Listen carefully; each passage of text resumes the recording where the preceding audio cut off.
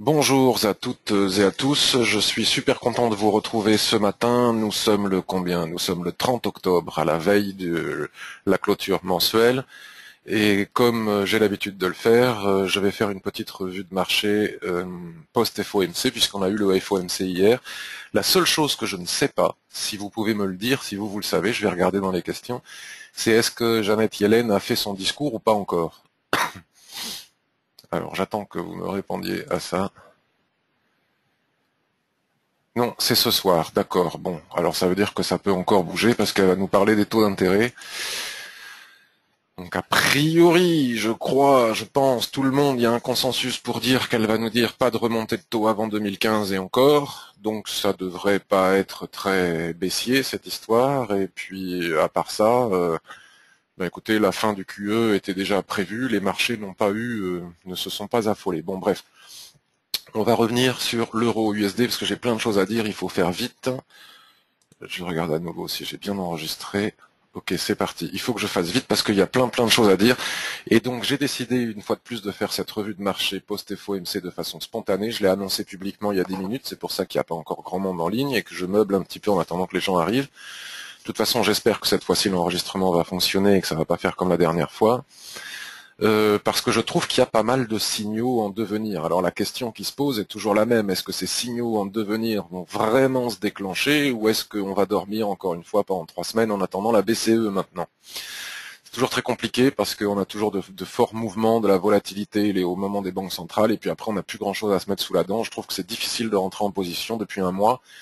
Et c'est pour ça que je ne publie pas beaucoup d'alertes sur le forum. Je trouve pas vraiment beaucoup de signaux dans lesquels il soit facile d'entrer en position pour faire du swing trading du moyen terme. Je trouve que des petits intradés à 25-30 pips ou du scalping. Ça, le scalping, il n'y a pas de problème, il y a toujours des opportunités pour faire du scalping, mais enfin bon, le scalping c'est dangereux, c'est pas facile, il faut être disponible, c'est pas ma tasse de thé, mais bon, en attendant, on fait ce qu'on peut. Donc l'euro USD. Donc l'euro USD, j'annonce, alors peut-être pas sur mon site, mais j'annonce sur le forum de DailyFX en particulier depuis pratiquement une semaine que selon moi nous sommes dans un range. Alors c'est pas un range parfait dans le sens où il n'y a pas eu suffisamment de rotation pour pouvoir le déterminer, mais l'avantage de l'Ishimoku c'est qu'on n'a pas besoin forcément d'attendre ces différentes rotations pour bien être sûr que l'on soit en range parce que nous avons le nuage. Et comme vous le savez, le nuage, quand il est en tendance, bon, il est très orienté. Quand il rentre en range, il twiste d'abord pour nous annoncer un affaiblissement de la tendance précédente, et puis ensuite, s'il se met à plat et se met à twister plusieurs fois comme ça, c'est tout simplement qu'il nous indique une très forte probabilité d'entrer en trading range. Et donc, c'est exactement ce qui s'est passé sur l'euro USD. Souvenez-vous, j'avais acheté ici, puis quand ça ne montait pas suffisamment pour du range, j'étais sorti avec quelques pips ici, je le sentais pas. Et j'annonçais haut et fort partout aux acheteurs de faire attention parce que lorsque l'on est dans un range comme ça, même s'il n'y a pas eu plusieurs rotations, donc ce que je dis est à prendre avec des pincettes, quand on est dans un range comme ça et qu'on fait une rotation partielle à l'équilibre et que pendant plusieurs séances comme ça on n'arrive pas à casser l'équilibre, la rotation partielle très souvent annonce le sens de sortie de range. Donc encore une fois, ça n'a pas raté. Donc hier soir avec le FOMC, quand on a commencé à baisser ici, bon mais moi j'ai shorté, j'ai pas shorté ici, hein, j'ai shorté par là une fois qu'on était passé sous l'équilibre, je me rappelle plus. J'ai pris 28 pips et puis j'ai attendu le plus possible pour voir si on cassait ce range. Et puis quand j'ai décidé de décrocher, que je suis passé à autre chose que le trading, parce qu'on va pas y passer la soirée non plus, bah alors là je peux pas savoir à quelle heure ça a cassé parce que mes chandeliers ils sont pas à l'heure depuis la mise à jour de la Daily FX, je sais pas si je suis à l'heure, parce que là, vous voyez, 5 heures du matin, il est certainement pas 5 heures du matin en ce moment. Donc je ne sais pas à quelle heure ça a cassé ici, mais là on a eu un superbe signal. Donc les gens qui ont pu rentrer ici, c'était vraiment un superbe signal, il suffisait de mettre le stop au-dessus du range, par exemple au-dessus de la SSB. Et maintenant le premier objectif évident, une fois qu'on a passé ce petit plat qui jaune ici, c'est les 1,25 qui se trouvent ici. 1,25,11, 1,25,10. Et puis ensuite, vous tracez les droites sur les TF supérieurs et vous avez tous vos objectifs. Donc là maintenant, pas de chance, hein, on n'est pas rentré. Donc j'ai regardé, moi, quand je me suis regardé les graphiques ce matin, on était à 1,25,75 ici. 1,25,75, on peut obtenir un 25,20, on va dire, donc ça fait 50 pips à peine. Et il aurait fallu mettre le stop, 1,25,75, il faut mettre le stop là au-dessus, 26,43. Au niveau du ratio, c'est pas bon du tout, quoi. Donc la seule possibilité pour moi maintenant, de rentrer sur l'euro USD, et c'est ballot parce que je surveille ça depuis des jours et des jours, j'arrête pas de le dire, et au moment où ça se produit, on n'est pas devant. Bon, mais c'est ça, hein, c'est les frustrations du trading. Il y a toujours un truc qui va pas. Là, le signal était bon, mais j'étais pas devant. Donc maintenant, pour rentrer en position, il n'y a pas 36 solutions. Il faut soit se mettre à faire un petit range ici sur du court terme, mais à la cassure par le bas, on rentre et on vise les 1,25. Soit il faut un repli, attendre que la Kijun descende, puisqu'elle va fatalement descendre, puisqu'elle est calculée sur les 26 dernières périodes et que là, on a des plus bas. Donc elle va fatalement descendre, venir se coucher, à mon avis, sur le bas du range, quelque part par là, en fonction de l'action des prix dans les heures qui viennent. Et à ce moment-là, si on a un pullback, à ce moment-là, on pourra tenter, à mon avis, d'entrer en position pour viser les 1,25 et puis éventuellement plus. Donc voilà pour l'euro USD, il y a un signal de vente à condition de faire un pullback ou un range et rentrer sur cassure du range pour aller chercher les 1,25. Mais rentrer maintenant, selon moi, ce n'est pas bon parce que au niveau du stop, le ratio serait négatif ou égal, et donc si on veut durer sur les marchés, on ne peut pas rentrer avec des ratios négatifs. GBP USD, on va essayer d'aller faire vite. Alors ce qui a déjà été fait sur l'euro USD pourrait être fait sur le GBP USD et nous donner l'opportunité de faire exactement la même chose que sur l'euro USD avec le GBP USD, en sachant qu'il est quand même un peu plus fort. Avec la cassure de ce range qui lui devient plus clair, hein, malgré l'excès qu'on a ici, devient plus clair, il y a plusieurs rotations, donc là on a encore fait une rotation complète. Donc ici il y a aussi une opportunité de trading, soit le dollar continue à se renforcer et ce n'est pas qu'une question d'euros qui baisse, c'est vraiment de dollars qui montent. Et donc si c'est le cas, la cassure du range ici, on est 1,5950, on est 1,5950, on peut venir chercher les 1,5880, les derniers plus bas, puis ensuite, comme d'habitude, vous avez tous les seuils tracés sur les unités de temps supérieures, comme je le montre dans mes formations sur le forum et parfois dans ces revues de marché. A contrario, si ce n'était pas qu'une histoire de dollars qui continue sa progression et juste d'euros qui s'affaiblit, c'est ce qui reste à démontrer, un ressort après la clôture ici, enfin en clôture, pourrait être mis à profit pour payer et aller chercher le haut du range. Voilà. Et on fera toujours attention lorsqu'on en arrivera au niveau de la rotation partielle, parce que souvenez-vous que si on fait une rotation partielle à l'équilibre, ça annonce très souvent le sens dans lequel va casser le range. Donc là aussi, on a des opportunités. Bon, on ne parle pas d'achat, hein, puisque de toute manière, tant qu'on est dans ce rectangle, on n'envisage pas les achats. On va pas s'embêter avec ça. Sauf si on achète un ressort ici, ou un ressaut. Certains appellent ça un ressaut. AUD, USD. Ouf, il y a des traits partout, excusez-moi. Alors on va tout virer, parce que je sais plus à quoi ça correspond. Enfin, voilà, c'est mes droites que je laisse traîner toujours, tout le temps. Bon, mais celle-ci, elle est jolie, on va la laisser. Ah oui, celle-ci, elle est pas mal aussi. Et Kijun Daily. Donc qu'est-ce qu'il nous fait l'AUD-USD? Donc déjà il est rentré à la maison, hein, voilà, il s'est pas échappé bien loin, il est passé un petit peu au-dessus de cette horizontale qu'on va tracer comme ça pour la route. Hop, il est passé au-dessus de cette horizontale un petit peu, il a donné ici avec un marabozu, il a cassé cette résistance, donc un marabozu qui casse une résistance c'est souvent un fort signal d'achat, sauf que quand c'est accompagné de volumes extrêmement faibles, c'est souvent un piège. Et donc là, nous avons le piège. Donc là, c'est bien, vous voyez, on est dans un range, mais qui n'est pas vraiment rectangulaire. Il est plutôt en triangle ou en je ne sais quoi. Mais enfin bon, ceci dit, on voit bien le nuage. Donc ici, on a eu une orientation nouvelle du nuage, c'est lié à cette poussée. Hein, calcul sur les 52 dernières périodes, projeté 26 périodes en avance. Donc là, si on casse cette droite ici, on a un premier signal de vente 0,8742 pour aller chercher les plus bas ici. Ça, c'est quelque chose qui marche bien. Alors après, il y a souvent des pullbacks hein, sur ce genre de cassure. Il faut peut-être attendre le pullback et après le pullback y aller. Par contre, si on casse juste au bord, comme ça, pourquoi pas, hein, sous cette résistance des prix ici. D'accord. Donc si on casse les 0,8740 sur cassure ou après pullback, ça c'est pas moi qui le décide, c'est chacun qui décide pour lui. 0,8740, on peut aller chercher les 0,8670, les derniers plus bas ici. Et là surtout, si on venait à casser les 0,8660, on pourrait aller chercher les 0,8546. Hein, vous voyez, ça, j'attends ça depuis longtemps. C'est ni plus ni moins que la SSB mensuelle. Donc là, je bascule sur le mensuel. J'attends parce qu'à chaque fois que je bascule d'un écran à l'autre, je sais que vous avez du lag. Donc on voit bien ici la résistance qu'il faut absolument casser. Hein. Et puis si on casse ici, donc qui correspond d'ailleurs à un petit plat SSB ici, 0,8660, si ça casse, on va chercher 100 pips ici, le bas du range. Je ne vois vraiment pas ce qui pourrait nous empêcher d'y aller. Ça me paraît un peu évident, hein. Il n'y a jamais aucune certitude, mais bon, voilà. Sauf que ça fait des jours et des jours et des jours et des jours que j'attends cette cassure qui n'intervient pas. Et là, regardez. Excusez-moi, je vais être vulgaire. Saloperie, il veut pas y aller. Il rebondit ici sur la zone d'équilibre. Vraiment, il n'y a rien à faire là. Hein, donc là, éventuellement, s'il recasse, éventuellement, on peut envisager, mais ça va dépendre du dollar. S'il recasse ici, au-dessus de Kijun, on peut peut-être retourner chercher cet objectif. Hein, s'il veut vraiment monter, et ça, ce n'est qu'un effet FOMC passager, et que la tendance est haussière reprend, pourquoi pas. NZD USD, bon, je ne sais pas ce qu'a dit la Banque centrale de Nouvelle-Zélande hier soir, mais quelque part je m'en fiche, parce que graphiquement, ça n'a rien produit. Hein, vous voyez ce que je vous disais, hein, quand on casse une oblique, hein, en général, on va chercher les plus bas des prix, hein, vous voyez. C'est bien ce qui s'est passé ici. Donc ici, vous voyez, c'est simple aussi. NZD USD, on a encore une opportunité intraday ici.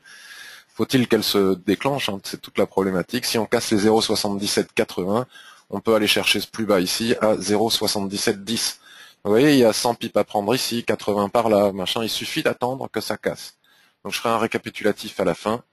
Et je suis pas sûr qu'on puisse aller chercher beaucoup plus loin, parce que si j'ai tracé des droites comme ça, c'est qu'il doit y avoir de la problématique sur les TF supérieurs. Donc ici, nous sommes sur le daily. On voit bien que si on casse ce support, on peut aller chercher celui-là. Qu'est-ce que c'est que ce support?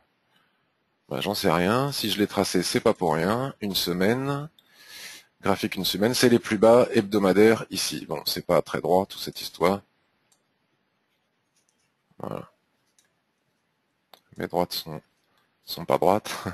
Les plus bas hebdomadaires ici. Donc vous voyez, il y a un espace ici, il n'y a absolument rien qui puisse empêcher Achikou. Apparemment, le mouvement, on a fait un pullback, on descend, ça devrait le faire. Hein. Ça devrait le faire. Donc ici encore, on a encore une opportunité de trading. Il y en a partout. USD CHF. Alors USD CHF, c'est comme l'euro USD à l'envers. Donc vous voyez, on casse une oblique en général, on va chercher le plus haut des prix, donc ici. Hein. Et là, on est sur une résistance intermédiaire. Il faut attendre de casser cette zone là, vous voyez. Voilà, c'est pas pour rien que les prix se stoppent exactement ici. On va enlever ce carré, je sais pas ce qu'il fait ici. Hop.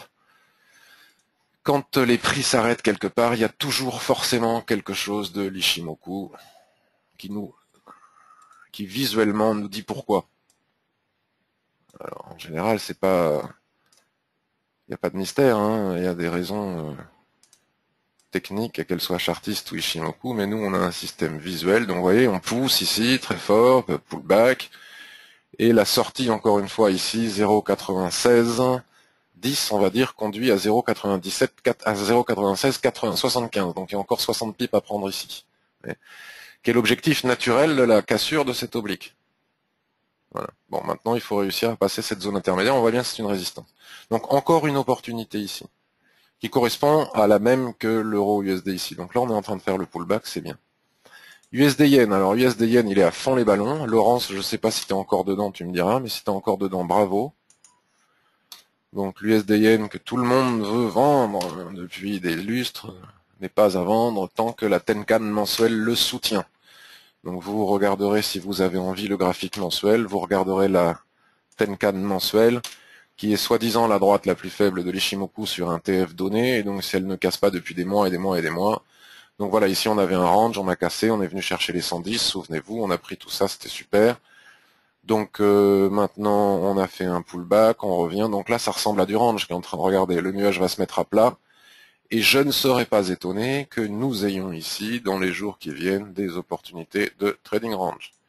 La Kijun est déjà en train de faire le travail, vous voyez ce que je vous expliquais avec l'euro USD, donc c'est prématuré de le dire, on n'a pas eu les rotations. La Kijun est en train de se mettre à plat à l'équilibre, le nuage est en train de monter, il va se mettre à plat à l'équilibre ici, et là on pourra trader ici.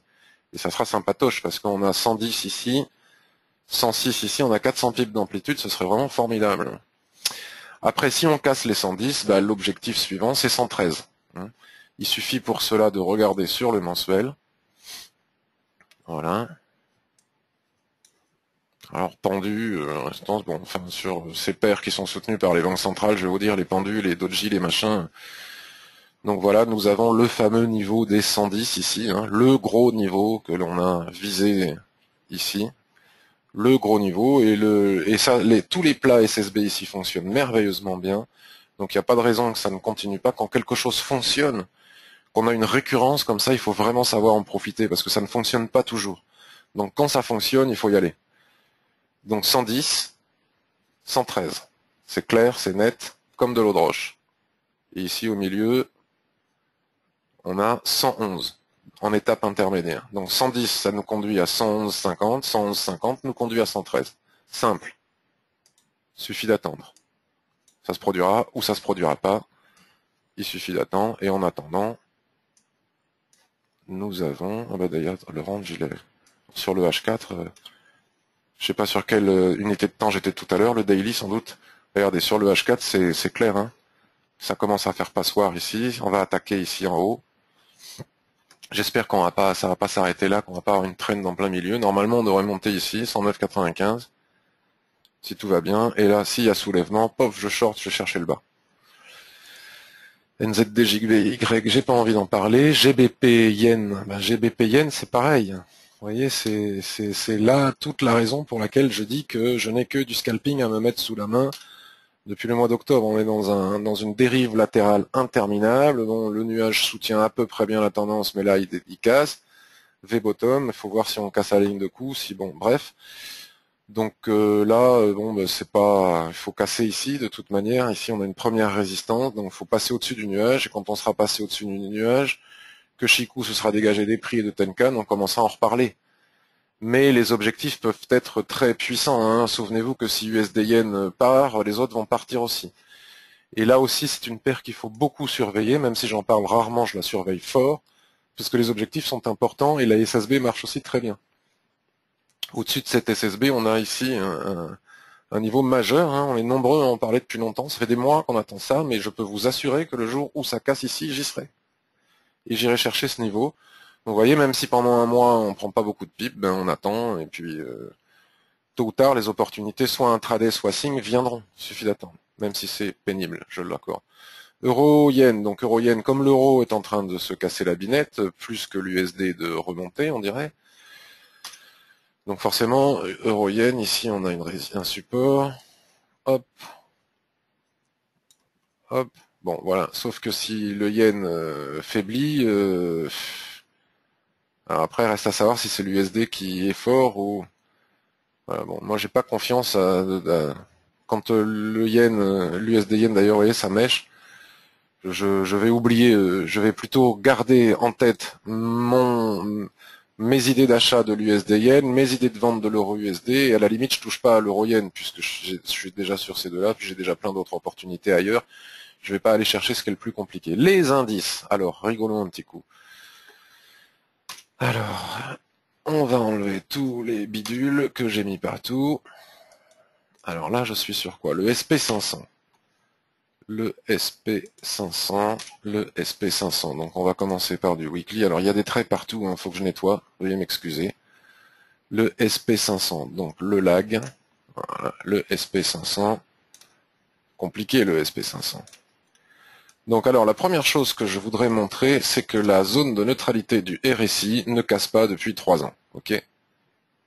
Donc tant qu'elle ne casse pas vraiment, vous voyez, on a des petits, on pourrait la déplacer, puisque le support sur le RSI, c'est ces petits excès ici, les petites pointes, et non pas la neutralité. Et une fois de plus, regardez, si on trace un trait, alors je sais qu'il y a mieux pour tracer des traits. Voilà, si on trace un trait, voilà, elle est là, notre zone de neutralité, elle est un petit peu sous les 50, vous voyez, tant qu'on ne casse pas ce support sur la zone de neutralité, il est, à mon avis, délicat de penser qu'on va vraiment tomber fort. C'est peut-être, mais... Donc on avait eu ce biseau, là. Voilà, les chartistes ont vu ce biseau, ils ont vendu. On s'est arrêté sur le nuage ici. Chikou a rebondi sur les prix, rien d'extraordinaire, que du classique, avec des supports de l'Ishimoku partout. Quand l'Ishimoku dit non, l'Ishimoku dit non. Biseau ou pas biseau. Donc maintenant on fait un violent pullback ici sur la base sur la borne basse du biseau ou de l'ancien canal, parce que bon. Donc là la question est de savoir si on va s'appuyer ici pour vendre. Donc là c'est théoriquement pas un mauvais point d'achat, si on ne tient pas compte de l'Ishimoku, de vente, pardon. Par contre si on réintègre le canal, ici on a une résistance aux alentours des 2008 et puis au-dessus la borne du biseau et puis voire même du canal et c'est reparti mon kiki. Donc pour le moment, on ne sait pas vraiment. C'est tentant de vendre ici, mais l'Ishimoku ne nous le permet pas vraiment, quoi. Voilà. Mais pourquoi pas? Voilà. C'est C'est un petit peu compliqué que de savoir où est-ce qu'on va. Si on déplace ça en daily, parce que personne n'est capable de vraiment dire si on assiste à un... Donc les droites, elles se décalent quand on passe d'un... Alors si je fais échelle logarithmique, là... Voilà. Bon, c'est encore pire, c'est du grand, n'importe quoi. C'est pénible à souhait. Donc il faudrait les redessiner. Donc là, on peut en dessiner une. Bon, on est rentré dedans. Ça ressemble à rien. Bon, bref, en tout cas, à l'achat, la borne basse du biseau, là, de l'ancien canal, du canal plus que du biseau, et du biseau d'ailleurs, pourrait nous donner un signal d'achat si on entrait dedans, mais il faudrait l'affiner sur Daily, et sur Daily, il faut au minimum que Shiku réussisse à passer les prix, ce qui n'est pas rien, puis le plat Kijun qui est ici aligné à un Platenkan, puis là il y a de la résistance juste au-dessus, donc il y a vraiment une zone de résistance importante, on n'est pas pressé, si ça monte, ça va monter fort, autant monter au-dessus des 2008, en cassure. Vendre, moi je veux bien, hein, mais vous connaissez ma... Voilà, là on a aussi... là c'est parlant quand même, hein. Si on casse ici, il y a des obstacles sur le daily, mais regardez, il y a de l'espace. Vendre, non. Là on a à nouveau... franchement, c'est pas vendeur, quoi. Enfin en tout cas, c'est un peu prématuré pour vendre. Bon évidemment, faut pas la tracer comme ça, mais... Puisque c'est juste une zone. Donc il faut au minimum casser ici, puis en intraday, moi je suis pas vendeur, hein. Qu'est-ce que vous voulez que je vous dise? Je suis pas vendeur tant que j'ai pas de signal de vente, et pour le moment, je n'ai pas de signal de vente. Mais ça pourrait arriver. Donc forcément les autres c'est pareil, donc vous voyez il y en a partout, hein. C'est comme ça que je travaille, j'y vois rien, donc je vous le montre. Donc les Fibonacci sont extrêmement pertinents sur cet exemple. Donc là il y a des supports partout. Donc là je suis sur le Dow Jones, l'US30, attendez. C'est tout. Bon là aussi vous voyez on est en train de travailler la borne ici. Donc c'est exactement la même chose, Chikou repasse au-dessus. Si on rentre là-dedans, à mon avis on explose tout. Mais bon. À la hausse à nouveau, on va regonfler la bulle. Hein.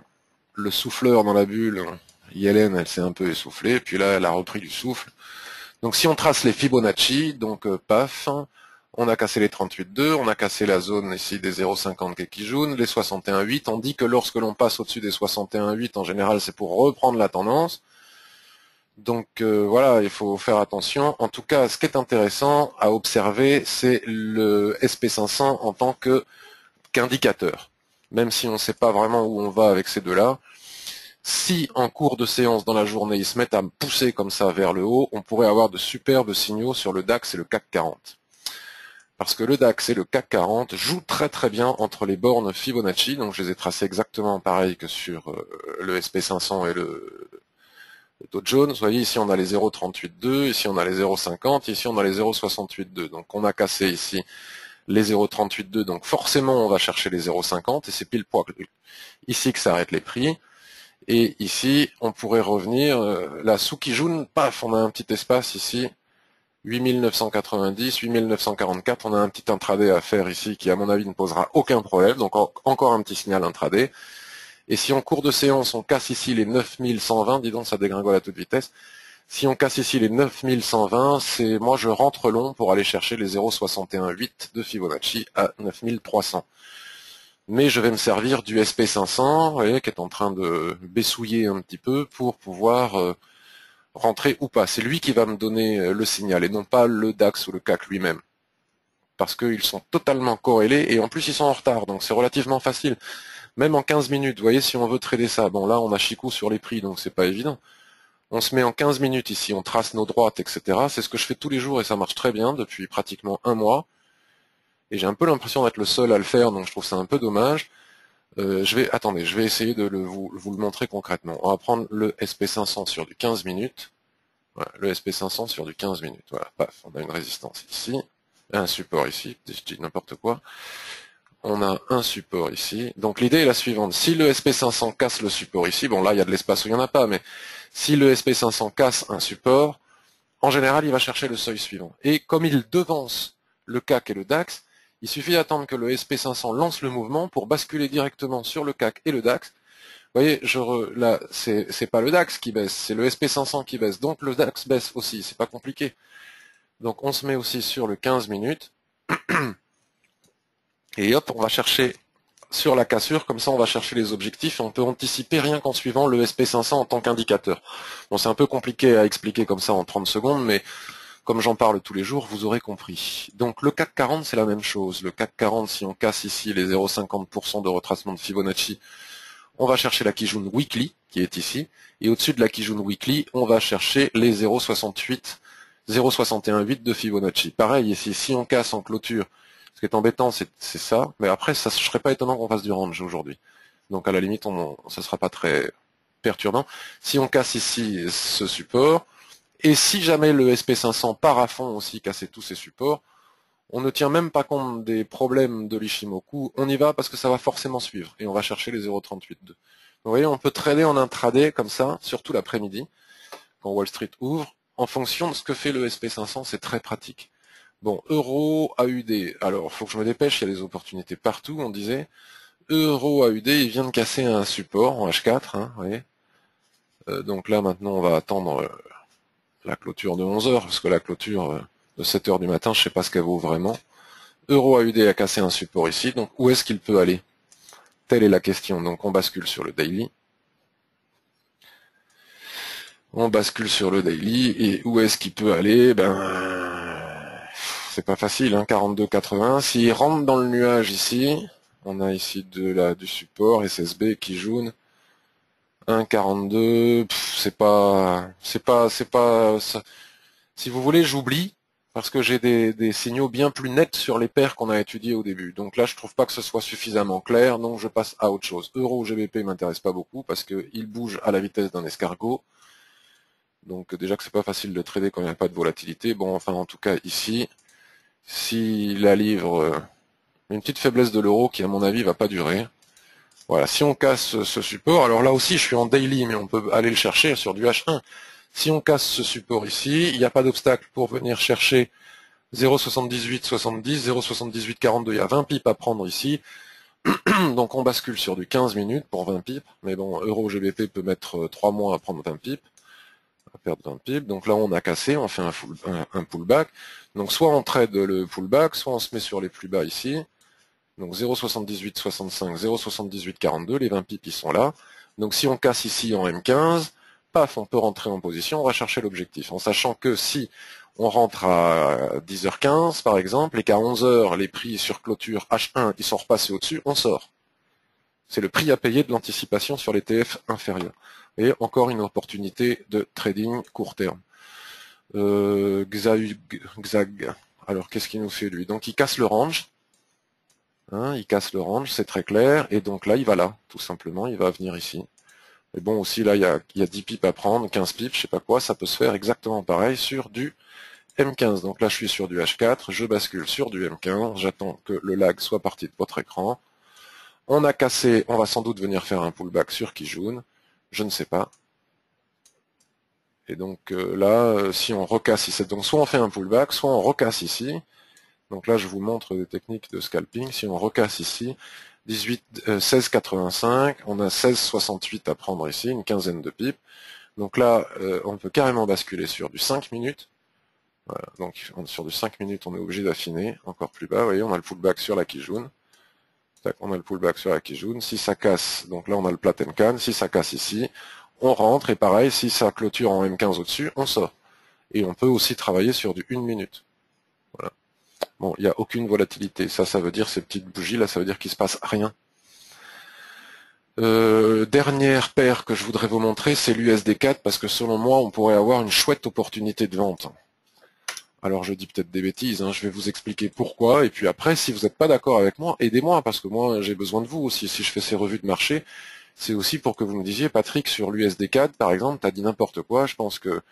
Et puis merci, ça m'aidera à ne pas perdre d'argent. Voilà, donc là, je suis venu sur le graphique mensuel de l'USD CAD. Donc comme le pétrole est très... Voilà, l'USD CAD ici, pim. Graphique mensuel. Alors, attendez. Qu'est-ce que j'ai vu? J'ai pas vu grand-chose. Ouais. Bon, en tout cas, ici, nous avons une forte résistance. L'idée, c'était d'aller chercher la résistance au-dessus. Là, les 1,15, on a essayé, justement, comme je vous disais, de rentrer en daily. Mais la clôture du TF supérieur est plus importante, donc on s'est fait sortir ici. On ne peut pas rentrer en mensuel juste sous une SSB. Mais ça, en même temps, si on clôture comme ça demain, c'est quand même un chouette soulèvement. Avec un porteur d'eau ici, donc signe d'hésitation, un marabosu ici accompagné de faibles volumes et une augmentation des volumes sur la résistance. Donc ça veut dire que les vendeurs sont là et qu'ils ne laissent pas passer comme ça non plus. Donc l'idée serait de shorter ce soulèvement. Shorter ce soulèvement avec un stop au-dessus de la mèche, comme ça, donc c'est du long terme, hein, 200 pips de stop ici, au-dessus de la mèche, et viser après, le problème c'est que viser par exemple ici, 1,0664. 1,0664. Donc l'idée c'est d'attendre un pullback pour avoir le minimum de stop possible. Donc le pullback est en train d'avoir lieu, vous voyez. On n'a pas réussi à casser ça doit être la résistance mensuelle. Attendez, je fais des bêtises, je reviens dessus, elle est mal tracée. On va la tracer, la résistance mensuelle, elle est là. La forte SSB, elle est là, avec quand même un magnifique soulèvement au-dessus, ça c'est très vendeur, hein, théoriquement. Donc maintenant, si je rebascule sur du daily, voilà. Voilà, on est passé au-dessus, marabosu encore une fois avec de faibles volumes. Ensuite, les volumes augmentent au-dessus, c'est-à-dire que les vendeurs ne veulent pas laisser passer. Vous voyez, on a un doji, paf, on a des pendus, on a doji, paf, on a étoile du soir en haut, hein, sur résistance. C'est quand même baissier, la configuration en chandelier japonais est aussi très baissière. On casse avec un marabosu encore ici qui a de faibles volumes, on fait un pullback. C'est peut-être le moment d'entrer en position ici. Alors je dis pas maintenant, hein, parce que ça peut être la semaine prochaine, ça peut être, mais profitez de ce pullback ici pour avoir un stop plus serré et mettre le stop au-dessus de la mèche la plus haute, ce que je vous disais tout à l'heure, ou ici, par exemple, ici ça serait pas mal, pour viser, alors là évidemment, sur le daily on n'a pas de signaux, mais ce qu'il faut retenir, c'est que ça ressemble quand même à une dérive, non, ça ressemble pas vraiment à une... Bon, ça reste quand même très haussier, mais on passe pas la résistance mensuelle, donc bon, là, on a une formation de rectangle, vous voyez, donc 1,06, c'est exactement ce que je vous disais, donc ça tient. On a un rectangle en formation ici, voilà, d'accord. Paf, paf, la Kijun qui se met à plat, le nuage qui se met à plat, haut de range, soulèvement au-dessus du range ici. Vendre ici n'est pas stupide avec la mèche ici pour aller viser le bas ici, voilà, ce que j'en pense. Donc je récapitule vite fait parce que j'ai quand même fait très long. Euro USD, donc on a les seuils, souvenez-vous, ça c'est les 1,25, ça m'étonnerait pas qu'on y aille. Bon, mais là on a cassé, on attend le pullback.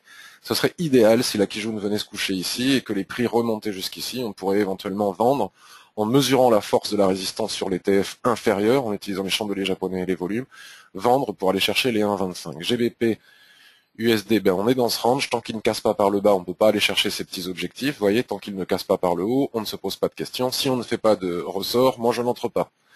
J'attends les ressorts. AUD, USD, qu'est-ce qu'on avait dit? AUD, USD, il y a cette trend ici, si on la casse, on vient chercher ce plat. Si on casse ce plat, on a 100 pips à prendre ici pour aller chercher les plus bas mensuels, il suffit d'attendre.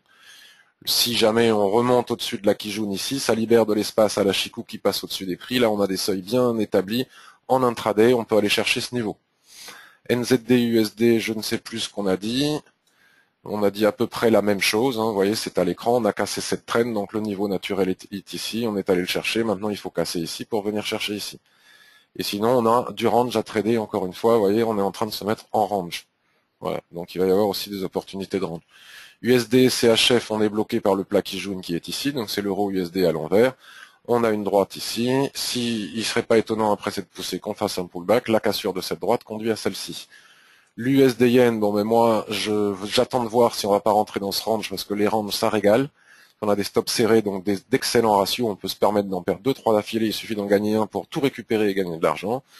Si on fait un ressort, un soulèvement ici au-dessus, je short pour viser le bas. Si on casse ici, je vais chercher les 113 sans oublier les 111,50 qu'on a vu sur le mensuel qui sont au milieu. GBP, NZD, euro, on n'a pas fait. US30, on a dit qu'on ne savait pas si on était en train de faire un violent pullback pour redescendre violemment ou si on allait réintégrer le canal. Mais si on réintègre le canal, moi je dis bye bye les vendeurs. USD, SP500, donc SP500, on est dans ce range, vous voyez, bon, SP500 à long terme, c'est exactement la même chose. Si on réintègre le canal, bye bye les vendeurs, mais si c'est un pullback, ça peut être un superbe opportunité de vente swing, mais il n'y a pas de signal Ishimoku pour le moment permettant de rentrer en position. D'autant plus que je répète, pour ceux qui sont pressés, que après, donc on va se mettre sur du weekly comme ça, après une telle tendance de milliers de pips, d'accord. Si on devait casser et qu'on devait repartir à la baisse, je ne vois pas l'intérêt de prendre le risque de vendre les points hauts ici, alors que si on a eu une tendance comme ça qui devait s'inverser, il faut imaginer qu'on aura une tendance comme ça. Donc je vois pas où est l'obligation de rentrer ici, on peut très bien attendre de casser, même si on rentre qu'ici, vous voyez, on aura encore tout ça à prendre, on aura encore 1790 jusqu'à 1635, on a encore des milliers de pips à prendre ici, donc il n'y a pas d'urgence. Il n'y a pas d'urgence à part vouloir faire le trade du siècle. Mais ça... Le DAX, ben on en a parlé, hein, les niveaux FIBO, donc vous voyez là c'est intéressant, on est en train de casser sur du M15, cette zone. On est en train de casser sur cette zone sur du M15, ça ne m'étonnerait pas qu'on aille chercher les FIBO. Mais moi de toute façon j'attends de voir l'après-midi, tout ça se décante. Donc voilà, on a pas mal d'opportunités de trading. Il suffit de patienter pour y accéder. Je vais regarder si vous avez des questions, si ça vous a intéressé, si ça vous aide ou pas. Alors, bonjour Patrick.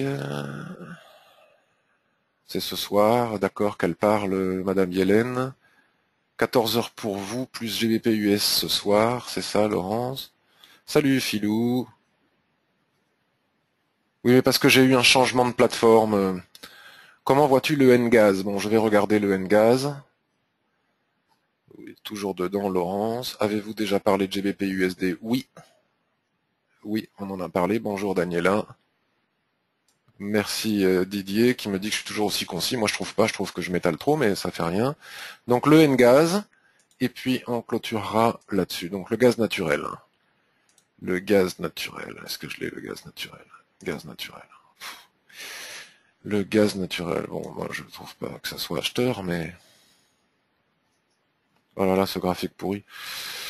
Ça on sait pas ce que c'est. Bon, le gaz naturel... il fait la tronche, le gaz naturel. Donc là, on a une oblique, ici, on a une résistance. Changement de polarité, on est en train de faire un pullback dessus. Moi, je trouve ça difficile à trader, cette chose. Donc là, la cassure devrait conduire à ce point, quoi. Au moins à ce point-là. Sauf qu'on est sur des plus bas historiques, donc... en même temps, notre historique, il est pas vieux. Moi, je vois plutôt... moi, j'attendrais au minimum de repasser au-dessus de cette résistance. Au minimum. Sur du mensuel, je vais pas avoir plus d'informations puisque j'ai pas d'historique. Voilà, j'ai carrément rien. Donc là, voilà, bon, mais on peut déjà délimiter. Oui, c'est pas mal. Alors oui, pourquoi pas. Hein. Le RSI 21 encéphalogramme plat, c'est-à-dire que ça ne bouge pas, il ne se passe rien, et là on fait du range depuis août 2014 jusqu'à maintenant entre ces deux bornes. Donc entre 4004.15 et 3,75. Donc là on a effectivement un magnifique ressaut. Donc acheter ce ressaut ici pour viser le haut du range, pourquoi pas? Pourquoi pas, étant donné que nous sommes sur des bas très bas, donc le weekly, on revient dessus. Sauf que le weekly, il a cassé, il faut vraiment... C'est-à-dire que sur weekly, cette cassure, si on réintègre le rectangle, c'est la mèche que l'on voit sur le weekly. Vous voyez, ici, on avait eu un doji ici, magnifique, avec un soulèvement au-dessus du range, et donc on l'aurait vendu, on serait arrivé ici. Donc là, il faut quand même impérativement, à mon avis, hein, Paul, ici on a quand même un super niveau de support résistance, il faut quand même, à mon avis, impérativement rentrer là-dedans en weekly, c'est ce qui permettra de déterminer que l'on a bien fait la mèche, le ressaut, en mensuel, parce que là, on est en train de faire un pullback sur le weekly, tu vois. Si on reclôture dessous ici en weekly, ça veut dire que le range ici est cassé, et c'est plutôt une vente pour aller chercher ce niveau. Donc à mon avis, il est nécessaire d'attendre la clôture weekly. C'est-à-dire que oui ou non, Bon là, c'est pas mal parce qu'on ferait un avalement, une englobante, on aurait un creux en pince, une englobante et effectivement un ressaut sur le mensuel. Donc payer ici pour aller chercher le haut, pourquoi pas. Enfin, ça reste à mon avis quand même très baissier, hein. Et il y a quand même encore de la marge, hein. On peut venir ici, puis après il y a quand même encore de la marge. Donc pour payer, à mon avis, il faut quand même rentrer dans ce rectangle, sinon c'est plutôt vendeur. Voilà, j'ai fait le tour de la question. Je vous souhaite à tous une excellente journée. Je serai disponible cet après-midi pour trader, donc sur le... Où est-ce qu'il est? Je vous le montre, hein, sur mon site. Voilà, c'est ici, hein, pour les gens qui ne sont pas au courant. On n'est pas nombreux, on passe du bon temps. Sur les billets, vous voyez, sur les billets, comme ça, paf, dernier billet. Tant que j'en écris pas un nouveau, vous faites commentaire. Voilà. Et là, ici, blablabla, blablabla, blablabla, entrée. Et puis pour savoir de temps en temps si les autres ont fait des commentaires, voilà, comme Laurence par exemple, il suffit de taper sur F5, ça rafraîchit la page et vous voyez s'il y a des nouveaux messages ou pas. Et puis j'en profite aussi pour vous montrer, comme j'en ai parlé que sur la newsletter, cette nouveauté. Dans le menu vertical du site, si vous cliquez ici, tac, voilà, vous arrivez sur un site qui est celui-ci. Et là, vous entrez l'adresse internet de mon blog, votre adresse email, vous cliquez sur Filmer, et à chaque fois que je publie un nouveau papier sur le blog, vous êtes automatiquement averti par email. Voilà, je vous souhaite une excellente journée et je vous dis à cet après-midi.